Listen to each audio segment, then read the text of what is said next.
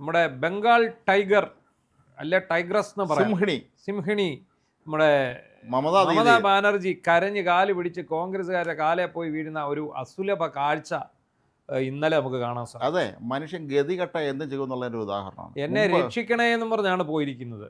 സോണിയാഗാന്ധി കെട്ടിപ്പിടിക്കുന്ന കരയുന്നു. എന്തോ ഒരു മൂച്ച് എടുത്തിട്ടാണ് ഇവര് ഈ തൃണമൂൽ ഉണ്ടാക്കിയ. ഒരു കാര്യം ഇപ്പോൾ ഓർക്കേണ്ടതെന്ന്, കഴിഞ്ഞ പാർലമെന്റ് തെരഞ്ഞെടുപ്പ് 2024 മമതാ ദീദി ഇന്ത്യ മുന്നിൽ ഉണ്ടോ എന്ന് ചോദിച്ചാൽ ഉണ്ട്, എന്നാൽ ഇല്ലയെന്ന് ചോദിച്ചാൽ ഇല്ല. അതാണ് അവസ്ഥ. അപ്പോൾ മമതാ ദീദിക്ക് തോന്നുന്ന സമയത്ത് അവർ പറഞ്ഞാൽ ഉണ്ടെന്ന് പറയും, ചിലപ്പോൾ ഇല്ലെന്നും പറയും.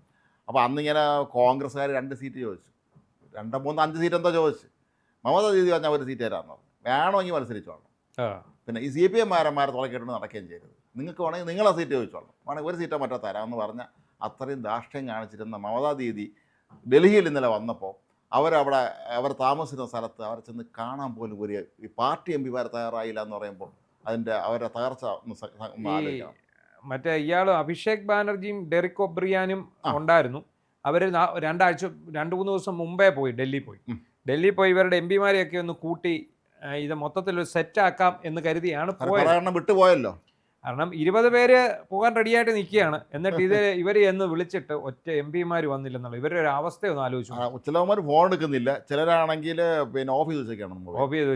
ഡൽഹിയിൽ എത്തി അറിഞ്ഞാൽ മൊബൈൽ അങ്ങ് ഓഫ് ചെയ്ത് വെച്ചു. അപ്പോൾ ഇവർ ചെന്നിട്ട് ആദ്യം പറഞ്ഞ പരാതി അവരെ BJP അട്ടിമറിച്ചു, SIR കൊണ്ടുവന്നു, വോട്ടിംഗ് മെഷീനിൽ ക്രമക്കേട് കാണിച്ചു. പക്ഷേ യഥാർത്ഥ കാരണം എന്താ? ഈ രീതിയിൽ രാഹുൽ ഗാന്ധിയും സംസാരിച്ചു, ഓർക്കുന്നില്ലേ? അതെ. കേരളത്തിൽ അട്ടിമറിയില്ല, പക്ഷേ SIR കേരളത്തിൽ അട്ടിമറിയില്ല, പക്ഷേ ബംഗാളിൽ അട്ടിമറിയുണ്ട് എന്ന് പറഞ്ഞു. ആ ഒറ്റ പറച്ചിൽ കൊണ്ട് തന്നെ BJPക്ക് അവിടെ ഒരു 10 ലക്ഷം വോട്ട് വേണം. ദീദിക്ക് എന്താണ് വോട്ട് പറഞ്ഞതിന് ഒരു കാരണം ഇന്നലെ നമ്മളൊരു വാർത്ത കൊടുത്തിട്ടുണ്ടായിരുന്നു. ദേശീയ മാധ്യമങ്ങളെ വലിയ പ്രാധാന്യത്തോടെ കൊടുത്തതാണ്. ഏതാണ്ട് 4800ഓളം ബംഗ്ലാദേശികളെ മെനിഞ്ഞാന്ന് നാട് കടത്തി പൊയ്ക്കൊള്ളാൻ പറഞ്ഞു. ഒരു കയ്യിലൊരു ഡോക്യുമെൻ്റും ഇല്ല. ഒരു 900 പേര് പാകത്ത് കിടക്കുകയാണ്. ഈ 900 പേരെയും കൂടെ എത്രയും വേഗം വണ്ടി കയറ്റി വിടും. വേറെ ചിലർ ഇത് അറിഞ്ഞുകൊണ്ട് നേരത്തെ നിങ്ങൾ ഞങ്ങളെ പിടിച്ചോണ്ട് പോകണ്ടെന്ന് കരുതി ഈ വന്ന രഹസ്യ മാർഗത്തിൽ കൂടെ തന്നെ തിരിച്ച് ബംഗ്ലാദേശിൽ എത്തുകയും ചെയ്തു. മമതാ ദീദിയുടെ പ്രധാന ബലം എന്ന് പറയുന്നത് ഈ ബംഗ്ലാദേശിൽ നിന്ന് ഇങ്ങനെ കടത്തിക്കൊണ്ടുവന്ന് ഇവിടുത്തെ സകല കള്ള ഡോക്യുമെൻസും കൊടുത്ത് പൗരത്വം നൽകി വോട്ടവകാശം നൽകി ഒരാശന്മാരുണ്ടായിരുന്നു. ഇവർ രക്ഷപ്പെട്ടു. അവരിവിടെ എന്തൊക്കെ പരിപാടികൾ ചെയ്ത് ക്രിമിനൽസാണ് ഇവന്മാർ, മൊത്തം പക്ക ക്രിമിനൽസാണ്. കേരളത്തിൽ അടക്കം വന്ന് കൊലപാതകങ്ങൾ സഹിതം നടത്തിപ്പോയിട്ടുണ്ട്. ചിലരെ പിടിക്കുമ്പോഴാണ് അറിയണത് ഇവർ ബംഗാളികളല്ല ബംഗ്ലാദേശികളാണെന്നുള്ള സത്യം അപ്പോഴല്ലേ നമ്മൾ മനസ്സിലാക്കുന്നത്. ഒക്കെ ദീദി എല്ലാവർക്കും വോട്ടേഴ്സ് ID കൊടുത്ത് റെഡിയാക്കി വെച്ചിട്ടുണ്ടായിരുന്നു. ഇന്നത്തെ ജന്മഭൂമി പത്രത്തിലൊരു വാർത്ത കണ്ടു. പത്തനംതിട്ടയിൽ ഇപ്പം ഞങ്ങളുടെ പഴയ സഹപ്രവർത്തകനായിരുന്നു, ഞാനും അദ്ദേഹം മംഗളത്തിലായിരുന്നു, സജിത്ത് പരമേശ്, മുതിർന്ന പത്രപ്രവർത്തകൻ, നിരവധി അവാർഡുകളൊക്കെ വാങ്ങിയാണ്. അദ്ദേഹത്തിൻ്റെ ഒരു സ്റ്റോറി ജന്മഭൂമി പത്രത്തിൻ്റെ അകത്ത് കണ്ടു. പിന്നെ അതായത് അദ്ദേഹത്തിൻ്റെ വീട് പൂവത്തൂര് എന്ന് പറഞ്ഞ സ്ഥലത്ത്, കോയിപ്പുറം, അവിടെ ഒരാളുടെ കൂടെ സ്ഥിരമായിട്ട് പണി ചെയ്തുകൊണ്ടിരുന്ന ഒരു ബംഗാളി. ഈ ബംഗാളിയെ ഇപ്പോൾ അവൻ സ്ഥലത്തില്ല, അവൻ വരുന്നില്ല. അപ്പോൾ ഇവൻ്റെ മൊബൈൽ ഫോൺ എടുത്ത് നോക്കിയപ്പോൾ അവൻ്റെ സ്റ്റാറ്റസ്, അവൻ ബംഗ്ലാദേശിൽ നിന്നുകൊണ്ട് സ്റ്റാറ്റസ് ഇട്ടേക്കുക. അവൻ ബംഗാളിയാണെന്ന്, കൊൽക്കത്തക്കാരനാണെന്ന് പറഞ്ഞ് ഇവിടെ ജോലിക്ക് വന്ന. അപ്പോൾ ഇത് നോക്കിയ ഈ വാട്സപ്പിൽ ഇയാളുടെ സ്റ്റാറ്റസ് കണ്ടപ്പോൾ എന്തുവാ, അവൻ തോക്കുമൊക്കെ AK-47 തോക്കുമൊക്കെ പിടിച്ചുകൊണ്ട് നിന്നിട്ട് ഇന്ത്യക്കെതിരെ മുദ്രാവാക്യം മുഴക്കുക.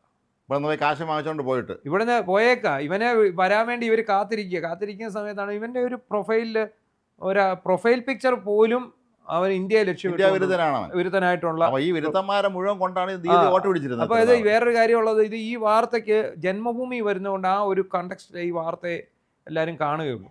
പക്ഷെ നമ്മൾ സഗൗരവം ചിന്തിക്കേണ്ട ഒരു കാര്യം എന്താ, ഇത്തരക്കാരാണ് ഇവിടെയുള്ള ഈ വന്നിരിക്കുന്ന ഇതര സംസ്ഥാന തൊഴിലാളികളിലേറെയും. ഇവർക്കാണ് ഇവിടെ CPM പാർട്ടി മെമ്പർഷിപ്പും കൊടുത്ത് ഇവിടെയും കൊടുത്തിട്ടുണ്ട്.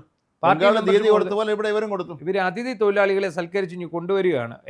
അപ്പോൾ എന്താണ് നമ്മുടെ ക്യൂബ മുകുന്ദൻ എന്ന് പറഞ്ഞ പോലെ ഇവർക്ക് ഈ ബംഗാൾ എന്ന് പറയുമ്പോൾ ബംഗാൾ ബുദ്ധിജീവികളുടെ നാടാണ്. നമ്മളും കേരളമൊക്കെ ഒരുപോലെ ശ്രീനിവാസന്റെ സന്ദേശം സിനിമയിൽ പറയുന്നുണ്ട്, ബംഗാൾ ബുദ്ധിജീവികളുടെ നാടാണ്.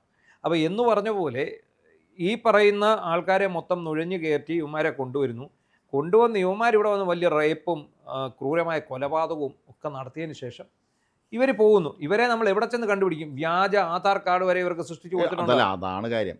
ഇത് ഇവിടെയും ബംഗാളിലും ഒക്കെ സംഭവിച്ചത് ഇത് തന്നെയാണ്. മമതാ ദീദിയെ ഒരു കാര്യം നമ്മൾ ഓർക്കേണ്ടത്, രമേശ് ചെന്നിത്തല യൂത്ത് കോൺഗ്രസിൻ്റെ അഖിലേന്ത്യാ പ്രസിഡന്റായിരുന്ന സമയത്ത് ബംഗാളിലെ സംസ്ഥാന അധ്യക്ഷയായിരുന്നു മമതാ ബാനർജി.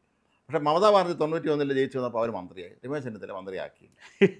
മാത്രമല്ല പിന്നീട് മമതാ ബാനർജി തൃണമൂലെ കൊണ്ടാക്കി അങ്ങോട്ടും ഇങ്ങോട്ടും ചാടിക്കളിച്ച് അവർ വലിയ നേതാവായി കഴിഞ്ഞപ്പോഴത്തേക്കും കേന്ദ്രമന്ത്രിയായി.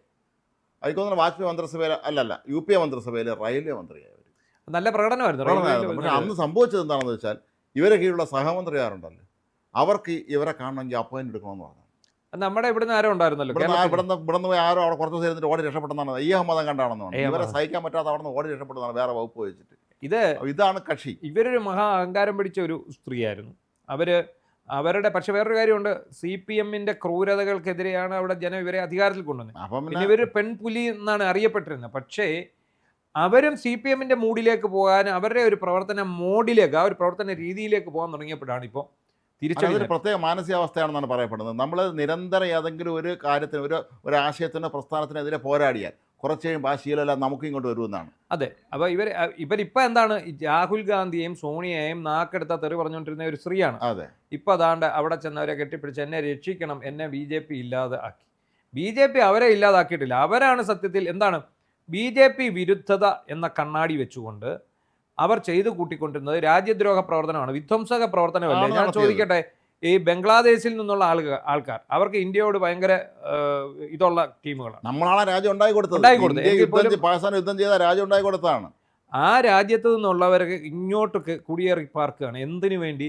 ഇവരുടെ ഭരണം നിലനിർത്താൻ. അവർക്ക് ആ വഴിക്ക് അവർക്ക് പിന്നെ BJP-യെ വെല്ലുവിളിച്ചുകൊണ്ട് നിൽക്കണം. അവർ BJP-യെ വെല്ലുവിളിക്കുന്നത് നല്ലത്, പാർട്ടി രാഷ്ട്രീയപരമായിട്ട് നിങ്ങൾ ആശയങ്ങളാണ്. പക്ഷേ നിങ്ങൾ ചെയ്യേണ്ട വേറൊരു കാര്യമാണ്, നിങ്ങൾ അതിനുവേണ്ടി ഈ അയൽനാട്ടിലെ വിധ്വംസക പ്രവർത്തകരെ അല്ല ഇങ്ങോട്ട് വരുത്തേണ്ടത്. അല്ല, അതാണ് ദീദിക്ക് സംഭവിച്ച ദുരന്തം. ഇപ്പോൾ പശ്ചിമ ബംഗാളിൽ തൃണമൂൽ കോൺഗ്രസ്സുകാർ MLA MA റോഡിൽ കിടന്ന് തല്ല് വാങ്ങിക്കുകയാണ്. ഈ അഭിഷേക് ബാനർജി ഉൾപ്പെടെയുള്ള എല്ലാവർക്കും തല്ല് കിട്ടിയിട്ടുണ്ട് അവിടെ, എല്ലാവർക്കും അടി കിട്ടി. ഇപ്പോൾ ഇവർക്ക് പലർക്കും ബംഗാളിൽ പോകാൻ പറ്റാത്ത അവസ്ഥയാണ്.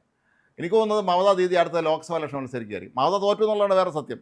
കഴിഞ്ഞ തവണ തോറ്റിരുന്നു, ഇത്തവണ അവർ തോറ്റു. എന്നിട്ട് അവർ അഹങ്കാരത്തിന് ഒരു കുറവ് സംഭവിച്ചിട്ടില്ല. ഇപ്പോഴും സുപ്രീം കോടതിയിൽ കണ്ടില്ലേ, വക്കീൽ വേഷത്തിൽ ചെന്ന് അവർ വാദിച്ചു.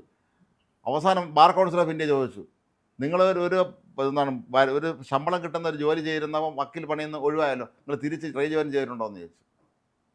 അതില്ല, വയ്ക്കൊള്ളാൻ പറഞ്ഞു, അന്ന് വയ്ക്കൊള്ളാൻ പറഞ്ഞു. അപ്പോൾ എല്ലായിടത്തും ഷോ കാണിക്കുക, അഹങ്കാരം കാണിക്കുക. ഏതായാലും പിണറായിക്ക് സംഭവിച്ചത് തന്നെയാണ് പാവപ്പെട്ട മമതയ്ക്ക് സംഭവിച്ചത്.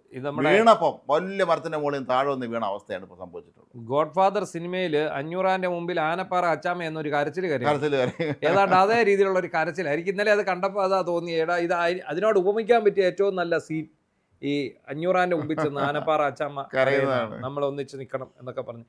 ഇവർ വീണ്ടും പോയി തന്ത്രപൂർവ്വം അവിടെ കിടന്ന് കരയും. ഇവരെയൊക്കെ കൂട്ടി എന്തെങ്കിലും ഒന്ന് ഇവർക്ക് നേടിക്കിട്ടിയാൽ അവർ വീണ്ടും പഴയ സ്വഭാവം പ്ലേറ്റ് മാറ്റും.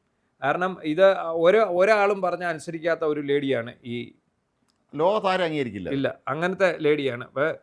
കോൺഗ്രസിനെയും തള്ളിപ്പറയും, ഇന്ത്യ സഖ്യത്തെ തള്ളി പറഞ്ഞവരിൽ മുമ്പ് നിന്ന ആളാണ്. അതാണ് ഇവർ മനസ്സിലാവാത്താണ്. ചില നേരത്തെ ഇന്ത്യ മുന്നണിയാണെന്ന് ഞാൻ പറയുന്നു, അവർ പറയും. പിന്നെ അവർ പറയും ഞാൻ ഇന്ത്യ മുന്നണി അല്ലെന്ന് പറയും.